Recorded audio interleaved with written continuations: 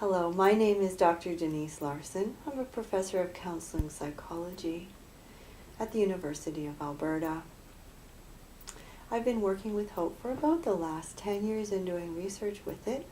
And today I'd just like to offer one idea about helping to find hope at difficult times.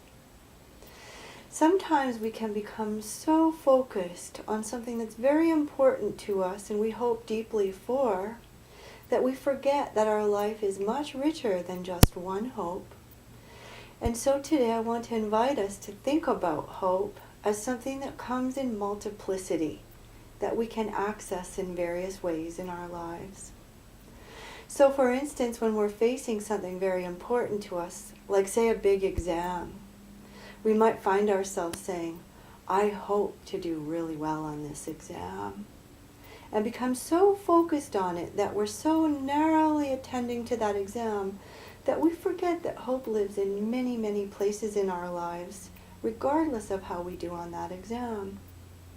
Another example might be as a parent, hoping so very much to connect with one of our children and in some way to do it just right. So much so that we forget that maybe for one thing we have many opportunities to do that. And also that we have many, many things that we hope for in life. And that in many ways, many of these will actually be realized. And so one of the ways in which we work with that may be to invite ourselves and others to think about the many things we hope for.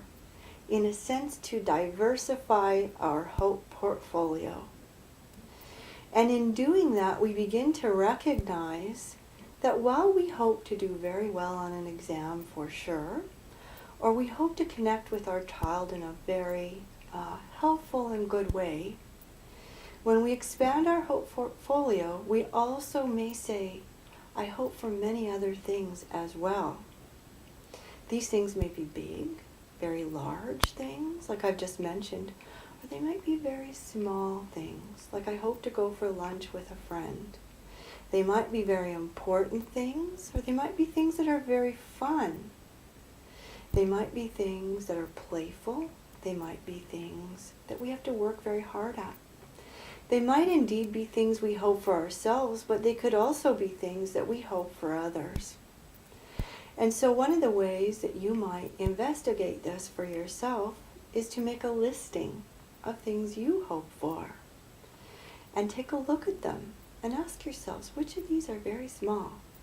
Which of these are very likely that I already know are likely to happen? And begin to realize that hope lives in our lives in big and small ways, and that we can, as we begin to look for hope, we might begin to notice it in places we hadn't thought about it before.